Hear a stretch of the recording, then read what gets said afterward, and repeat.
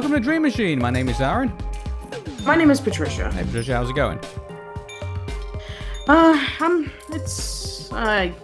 guess I'm alright. Yeah, okay then. Well, are you ready to bring it home? Yes, I'm ready to bring it home. Okay, let's get on with this. Yes. So, Home is a 2015 computer-animated sci-fi comedy film that is DreamWorks' 31st feature film. It was based on the book of The True Meaning of Smekday by Adam Rex, and the film was released in March 27th of 2015, and oh boy, I mean, when I was told that, this all goes downhill from here, I didn't realize how downhill could actually go. I know, right? It's like, a lot of people were going to be over-exaggerating, say, I'm sure there's going to be some decent movies, but then we were told, no, only the sequels are good. It all goes downhill from here, and this is definitely not helping. You know what? We already... Turbo gave me hope. I thought, a Turbo wasn't as bad as I thought it was going to be, but then I thought, you know what? Home might just be on that level with Turbo, but no, it's even lower than that. Way low. This is hands down one of the worst DreamWorks films, bar none. It's essentially a marketing tool to showcase Rihanna as one of the main voice actors and Jim Parsons as one of the voice actors because their careers were at their high at this point. Rihanna with her latest album and Jim Parsons with The Big Bang Theory. And man... I could not be any more annoyed. I haven't been this annoyed since Over the Hedge. So that's not a good thing. Yeah, definitely not.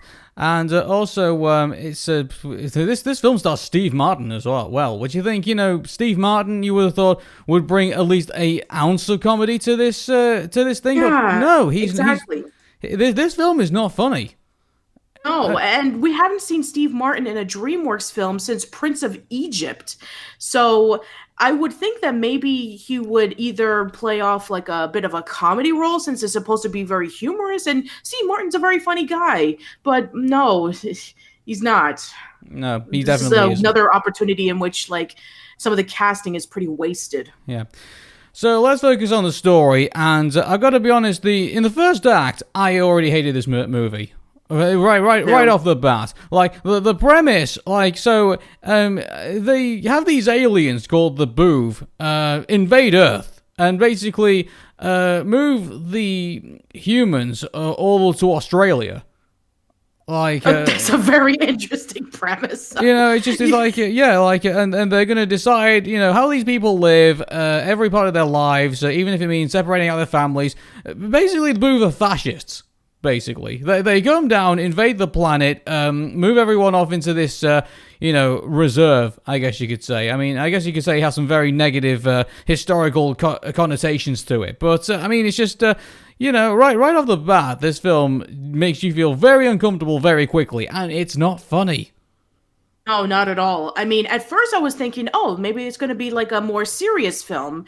But instead, it just has a complete whiplash and tonal shifts in terms of, it starts off in a pretty serious way. And then it has this really overly obnoxious, sickly sweet way with the character O introduced. And yeah, this is giving me Troll in Central Park vibes, in which you have the trolls who are incredibly evil, and then you have this one troll who's just overly smiley and enthusiastic, and he's making the other trolls look bad. I was getting vibes from that. At least the troll in Central Park had an understanding of where the characters are.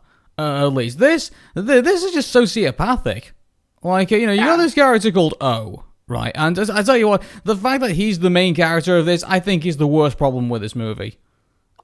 Sure. Yeah. He is so annoying. He's just so happy and smiley, and he thinks that everything is okay. And just not only that, he's just ignorant and stupid. And you would think this contradicts the idea of the Boov being kind of this, smart race of people. Really, and they try and buy it off by because they don't have this concept of family, that means that's the reason why they have these sociopathic tendencies towards things, and it's no, if they were this intelligent, they would have some kind of concept of morals, or they would have some kind of concept of ethics, but they don't. It's they don't.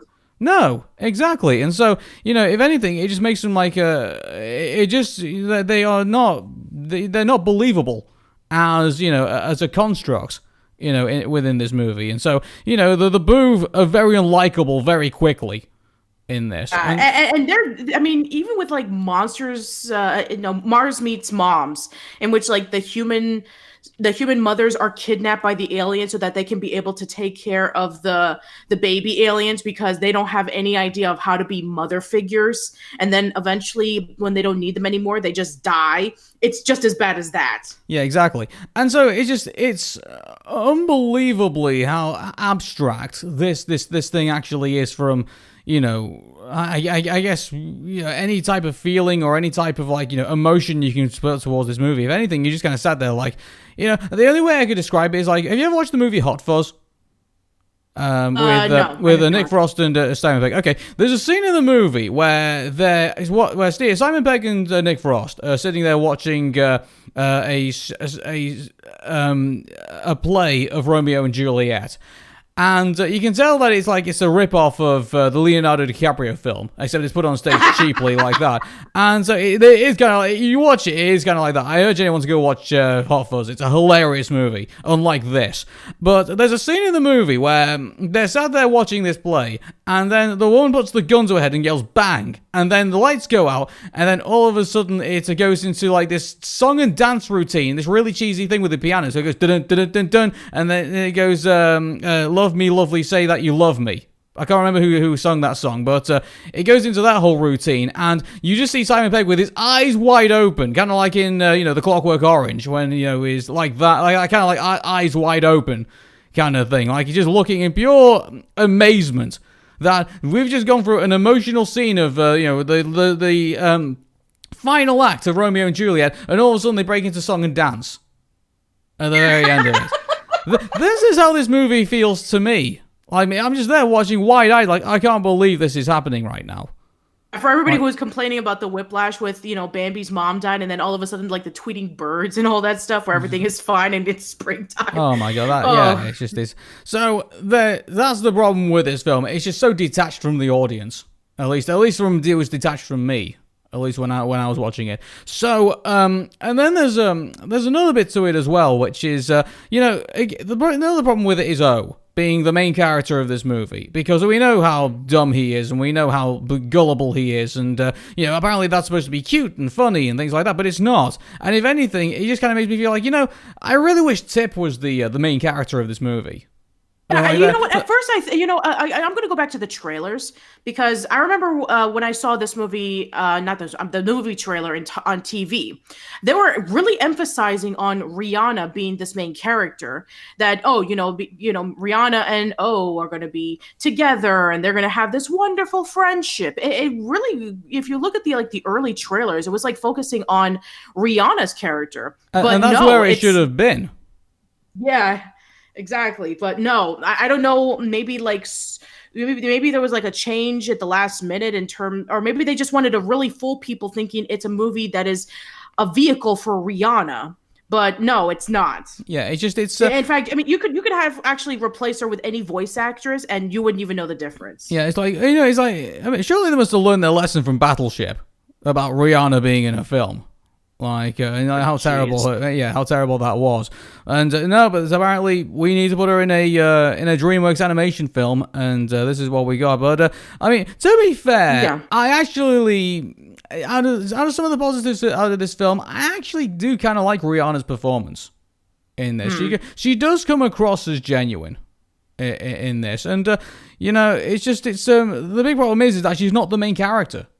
Exactly. She's completely wasted in this film. I know. It's like, in my opinion, she should have been the first person we saw on this screen, and then we should have saw like the whole scene when they show when her mother was removed from her.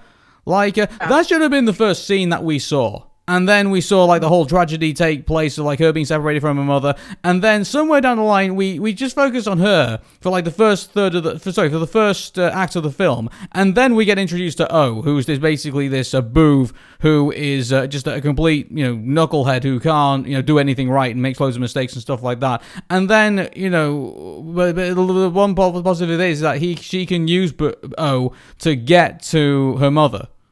And that should have been the way but no, it was we're introduced right to O. We're introduced basically to the problems of why I hate this movie, and then we get introduced to Tip, and it's done ass backwards. Yeah, and you know what? I would have maybe appreciated this film a lot more if maybe O would have been a lot like the other aliens, just like really tough. And then when he meets up with the little girl, then he kind of like starts to soften up a little bit. Well, no, but I would say, I mean, I don't have a problem with O, if that's how, if he's seen as like this guy who just doesn't understand humans, and like, but that, the fact that we're introduced to that right off the bat, I felt like, the way they should have done the invasion is that they shouldn't have given us any context to that. They should have just basically aliens invading aliens, like, is a concept that's been done, obviously, tons of times in movies. I mean, I'm not going to be Independence Day, Mars Attacks, the whole 9 yards. But, it would have been, as far as I'm aware, I mean, this is the first time, I think, in a DreamWorks animation film, they've actually done an alien invasion movie. As far as I'm aware, technically we did have monsters versus aliens. Yeah, but I mean, this is obviously not, obviously playing to the, obviously this is another take on playing to the whole monster gimmick, I guess. But I just think it was, I think it was done wrong. I think the Boov should have basically been this, very moral, this alien race invading these humans, taking them over, and obviously doing what they will with them. And that's the concept I can get behind. And then you get introduced to O, who's like the opposite of that, maybe. And then have him as the lovable character, who's like not like the Boov, who actually has maybe somewhat of an understanding of humans.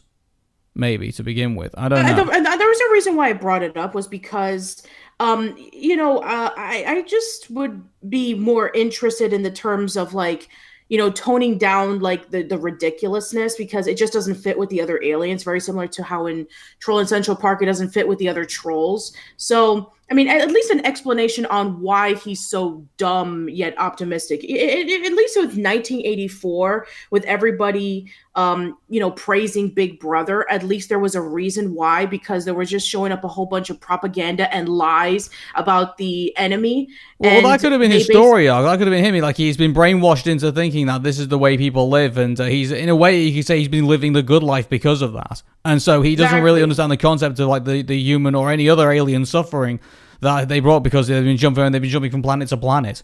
So he's been kind of like there should have been there should have been an explanation on why he thinks that way when when compared to all the other aliens. There should have been an explanation. Yeah, there should have been.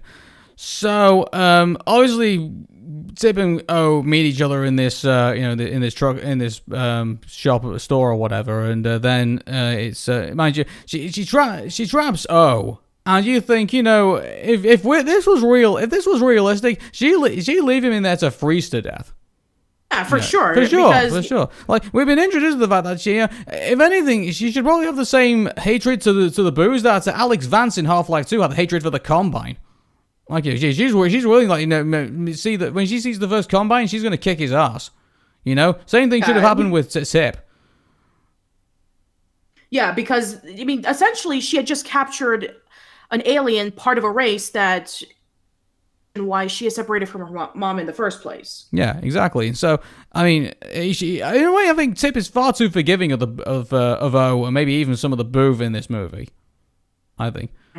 There should have been like a bit of like a distrust at first, like how you know how in like various movies and TV shows where a kid meets up with an alien, there's like this a bit of a distrust, like a bit of a curiosity, and then eventually when they start warming up to them, they do have this really nice chemistry. Yeah, here's the thing about this. I think towards the end of the movie, it was starting to try and win me over, but then by the time we got to the end of it was far too late at this point. By the time we got to the end of the film, I was kind of like, okay, done. I'm never watching this again. It's just, this is one ride I'm probably not going to go back on after the way it began and after the way it's, we got to the middle. And I just think it was, it was not worth the ride at all. Not even close. And the price of admission is like, I'll buy that for $1. Oh, jeez. That's gonna be a theme in this DreamWorks anime, this DreamWorks podcast. But here's the thing about this. Some of the things that I do like about this film. I mean, obviously I guess you could say the mother-daughter finally meeting up with each other after 2.5 weeks of being separated. I guess that was somewhat touching, maybe. But then you kind of reminded of why that whole deal existed in the first place. It makes you kind of hate the Boov again.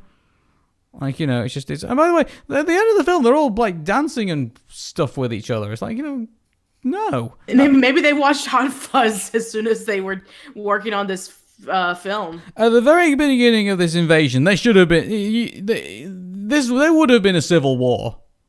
I highly doubt they would have captured every single human being on the planet and just shipped them all off to Australia. Now, to be fair, we don't know how close it is to the original book. Maybe they changed some things. Maybe this is actually what the book was about. By the way, I've never read the book, by the way, so just to clarify that. But so if anybody has read the book and has seen the movie, and if this is actually how the movie is, or it's not at all, then let us know in the comments. Yeah. Yes. Oh boy. So right. So let's see. I guess what else can we talk about this? I guess there's not really much to the story other than just Tip and O trying to locate Tip's mom, and then we have the aliens trying to stop O, but. I mean, other than that, I don't think there's really that much to say. Was the animation even, any better than, say, for example, either How to Train Your Dragon or Shrek or any of the other ones of the movies at this point? Not really. It just feels very safe. Yeah. At least with a good dinosaur, like when we reviewed that that film for Pixmix, at least we could say there were some good visuals. I mean, sure. I mean, even though you constantly called it a tech demo, at least it was something that we enjoyed in terms of beauty. That there were a lot of scenes that it was really gorgeous. That was the best part of the movie. Yeah, it's just kind of there's no with Home with the way that it looks and the way it looks like any other 3D animation film. For sure. I mean, it looks like it could have fit into Blue Sky Studios. It looks like it could have fit into Illumination. Nothing about this film feels like a DreamWorks film. At least with the other DreamWorks films, they had their distinct style of, fast-paced humor, pop culture references. They even with the likes of How to Train Your Dragon or Prince of Egypt, they had this amazing epic scale and they treated the audience very seriously. I guess one person's going to say, "Oh, what about Tip's hair? The fact that she was she had it afroed out and then she kind of tied it all back up again, and wasn't that really cool?" It's like, well, they in the fur in Monsters Incorporated was being played about with constantly in that movie. And that was that was years before we obviously got to this point. Yeah, for sure. And I mean, even with Shrek 2, they were able to improve their animation with the likes of Puss's fur and Donkey's fur with the rain and the snow and the lighting. So, you could also say that was also hugely influential in terms of DreamWorks films and animation. And, we just talked about How to Train Your Dragon 2, in which it had this huge epic scale with the dragons and the world building. And I'm sure it was incredibly gorgeous in 3D, which I sadly didn't see. And Kung Fu Panda 2, that was also amazing in terms of its animation. But here, I don't really think that they pushed the limits of their animation, so it just looks pretty ordinary. Yeah, I know. And as far as I'm aware, where do we go in this movie in regards? So we're staying up in America, and then we end up in France, and then we go to Indonesia. I think it was. No, they took us where they crash landed. Where I can't remember exactly where that was, but and also we get and Australia then we have as well. Australia. Yeah, which really is just a desert. I mean, there's nothing really unique about it. And, that is a stereotypical thing to have. I mean, I know that Australia is mostly desert. I understand that. But that's just a stereotypical thing. It's like, oh, Australia is all about desert and giant spiders and kangaroos and stuff like that. It's like, I know that that's mostly the land setting of Australia, but at least maybe make it like a city in Australia, which I think would probably make a little bit more sense to like relocate your humans, or maybe the aliens are just that mean and saying like, no, we're gonna drop you in like 120-degree desert for you to die. Yeah, exactly. And I don't know, maybe they got climate control or something like that, but and maybe they got like a fertility suppression field like in Half-Life 2, stop them all reproducing. I don't know, but I mean, they I hate to think what the Boov actually did to the humans in this movie. Like, I mean, as far as I'm aware, like, I mean, apparently this all went on for like within a 3-week period. Or a 5-week period, I think you could say, because then 2 weeks later... That is a really quick invasion. Like, what did they do to pretty much just take over the Earth in a matter of weeks? I know, well, apparently they just took it over in a very small time. Like, what happened, the events of the movie, the main part of the movie takes place like 2 weeks later. Or 2.5 weeks later, something like that. At least with other alien films, we can see why they took over pretty quickly. Lasers, aliens having advanced technology and weapons, kidnapping humans or just vaporizing them. So I'm actually curious about like how did they take over them so quickly, and when did they decide, okay, it's a stereotypical thing about aliens invading Earth because they need their resources. And I mean, with most alien films, they usually like kill them or enslave them, but relocate them, I mean, that's a new one for sure. Mm-hmm. So it's just, again, there really isn't much to pull from this movie. I mean, what do you think of the well, they call them the Gorks. I guess the Gork apparently there's only the one Gork that's left, and has been chasing around this stone for that's the whole thing of the movie. They apparently been chasing to get this stone because apparently it has like the remaining primordial ooze of their species, his species. He's apparently like the last of his kind or something. Yeah, it's like it's. And I don't know, the whole thing between Owen and that guy at the end. I mean, what was that supposed to be like? A throwback to Klingons or something like that? I don't understand what the language. I thought the language was supposed to be like a nod to something or something like that. I don't know what it was. I don't know. Your guess is as good as mine. Okay. I mean, it does feel like a Star Trek reference. It does, but yeah. So that's again, do I dare say it's as bad as Shark Tale? Yes, it is just as bad as Shark Tale. Okay, we'll go with that. I think that Shark Tale kind of like edges a little bit because, first of all, it was nothing more than a cash grab, trying to cash in on the success of Finding Nemo without understanding what made Finding Nemo so great. This one, I'm gonna give it a little bit of flack because it's based off of a book, and maybe DreamWorks, just basically took like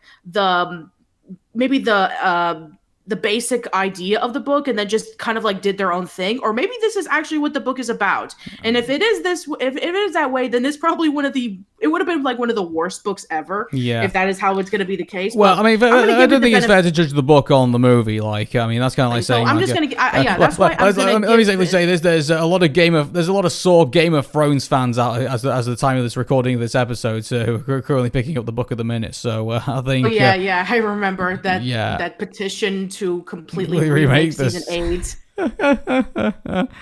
You're going to be sadly disappointed. Oh, yeah. So, that's why I'm saying that have a thought for us Hey Arnold fans who had to wait all those years for our, remake of... Well, no, it's not a remake, but, our next movie that we wanted, actually. So, I imagine how we felt all that time for 16 years. Exactly. So, yeah. And that's why I'm going to give it maybe I'm going to give it like the slight edge for Shark Tale as opposed to Home, because again, we don't know what the book is based on, very similar to Over the Hedge. We don't know what the comic strips is based on. It could fit to the book or the comic strip, it could not, I don't know. Mm-hmm. But yeah, I'm still gonna hold up and say Shark Tale's still the worst, but Home is up there. Like, I think, like top three easily. Yeah, isn't this sad that once again we're talking about something that's I mean we didn't like B movie and we didn't. I think right now I think the three worst DreamWorks films I think we've always seen right now is B movie, Shark Tale, and Home.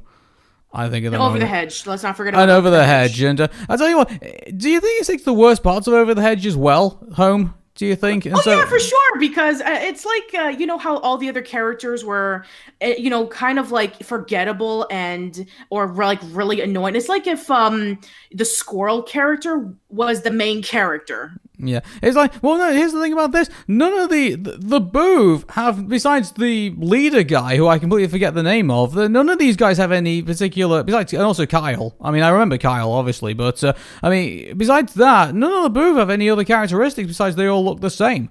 It's almost like that joke out of. So basically, it takes the joke out of Madagascar to Escape to Africa, and so it takes the worst parts of that and puts it in this movie.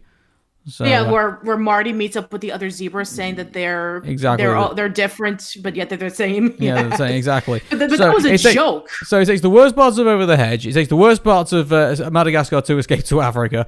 What are the worst parts of this movie? Does it take out of this? Do we think? I don't know. I mean, at least there were no hip hop references, so we can't make it a reference to Shark Tale. But very similar to Shark Tale, I would say, and Over the Hedge.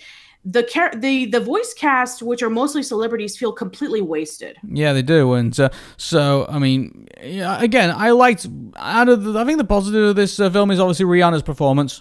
I think, and which I think is going to be quite rare. And I mean, Jennifer Lopez didn't really get that many lines, so and that's a shame because very similar to Steve Martin, Jennifer Lopez hasn't been seen in a DreamWorks film since Ants. So it would have been nice if maybe, that she would have gotten like a bigger like role, especially she was the mom. Like every once in a while we would like kind of cut back and forth to her, like maybe a flashback. Maybe they were paying her by the hour and they couldn't bring in that many lines. Maybe, I don't know. But, yes. I don't know. But here's the thing, there weren't even that many characters in this movie. yeah, again, it's like, it's, I guess you can count the Boov, I guess, as one character at this point. Because they're all kind of the same. Yeah, exactly. The Gorg, there's only one Gorg, and then there's the humans who... And here's the thing, like, 7 billion people on the planet, and we're only focused on, like, probably, like, maybe 3 or 4 humans. Maybe. It's like with Madagascar. Madagascar Escape to Africa had like a bunch of characters, but didn't have a focused story. Puss in Boots had a handful of characters, but had a complicated story. But at least they utilized, whatever characters they had, they were able to at least utilize them. Here, it's a handful of characters with a story that is just incredibly basic. Mm-hmm. So anyway, I just want to bring out the how much money this made. So the budget for this movie was $135 million, and the box office was $386 million. And even though that it did make double its budget, once again, it was considered to be a box office failure. Well, I mean, there's doubts about that because some people argue that given the fact that some of the advertising didn't go into, obviously didn't ease into the budget. I mean, some people are saying that technically that makes it somewhat of a success. So I mean, keep in mind they didn't. Home they didn't do much merchandising for, and neither did they do much advertising for either. Like, I only saw like a handful of trailers. Yeah, that's about it. But we didn't get any, as far as I'm aware, we didn't get like any Subway or McDonald's or Burger King toys or anything like that. So, I mean, it's like, which would be part of the course, I think, either for a Pixar or for a DreamWorks film. They always do stuff like this. But I think in this time... But here's the thing. I mean, like, I did mention, all the previous films, like Peabody and Sherman and the such. I mean, they did make double its budget, but they were considered to be box office failures. And DreamWorks would do, like, a write-in for their taxes because, the amount of money that they were able to make out of it was just not worth it. Mm-hmm. So, once again, very similar to pretty much a lot of the DreamWorks films we've talked about, this also had an animated series on Netflix. You're kidding. No, I'm not joking. What could you scrape from this? Idea. I haven't seen it, so I can't really say it about what they did to it, but they were able to squeeze out 4 seasons out of this and lasting for about 2 years. So for all those people out there who want us to do after Dream Machine, when we've done all the movies, want to do us the TV series, I'm going to be honest with everybody here. I am not sitting down to watch a home TV series. I'm sorry. Like, I will sit down with maybe How to Train Your Dragon. I will sit down maybe with maybe Kung Fu Panda and that on Netflix. But as far as I'm concerned, I am not sitting down to watch home TV series after this. Like, it's just... Yeah. Yeah. All right, but you know what? I got nothing. I don't really have anything to say about this film. Just don't watch it. I just never. Yeah, don't watch it. This is definitely one of those films that we recommend to not check out, like, whatsoever. Yeah, I'm really glad. I mean, do you know what's gonna, what will make me angry? And that is that if DreamWorks actually did decide, remember a couple of episodes ago we talked about doing like an Avengers movie with like all the DreamWorks characters. I would actually be quite angry if I feel sorry for people if DreamWorks decided to do like a movie and you had to watch home in order to understand what was going on. I think that because that it didn't make the money that they expected to, I think that we're not going to get it. Thank you. So, yeah, I think that we will not have to watch home in order for us to get into the DreamWorks cinematic universe. Oh, no, those people won't have to. We have. Like, we've suffered through this. Like, oh my goodness. Yeah, here I was thinking that maybe with Turbo, we thought there was going to be a little bit of hope at the end of the rainbow, but no. And, coming up to the next movie, it kind of just scares me quite a lot because this... Don't worry, you're not going to be scared for the next movies because coming up afterwards is going to be Kung Fu Panda 3. Oh, I do apologize. Oh, okay, maybe... I'll tell you what, I've only seen half of this movie, so I want to see the other half because unfortunately I've never seen this movie. Yeah, I'm actually... I'll tell you what, after Kung Fu Panda 2, I feel very excited for Kung Fu Panda 3. I did watch a bit of Kung Fu Panda 3, and so I'm hoping to see the rest of it soon, and so... see what the conclusion of that movie is. But, guys, I just look at what's coming up first. I mean, Trolls, The Boss Baby, Captain Underpants. Underpants. I watched that movie for half an hour and turned it off. That's the one that scares me the most out of all of them. And also we got How to Train Your Dragon: The Hidden World. So as you can see, we're coming towards the end of it. So... we're going to be making an announcement about what we're going to do for the top 5 worst and top 5 best DreamWorks animated films, and we're currently deciding whether we're going to give you guys a say on what's going to happen, and so we're just kind of debating what we're going to do in regards to the finale of our podcast series, but yeah, we'll let you guys know in soon time, for sure. So, cool. Okay, so until Kung Fu Panda 3, my name is Aaron. My name is Patricia. Take care, and bye-bye for now.